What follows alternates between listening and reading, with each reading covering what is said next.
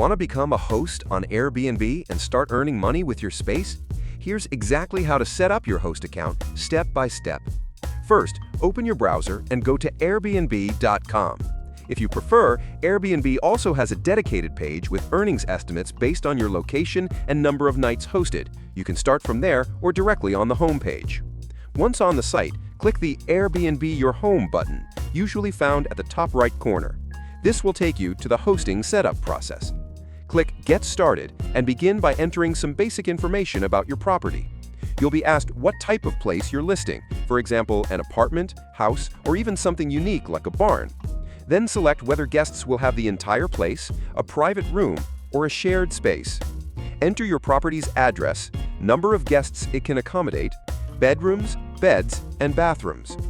Next, choose amenities like Wi-Fi, kitchen, free parking, washer, and others, depending on what your space includes. After that, upload at least 5 good photos of the property.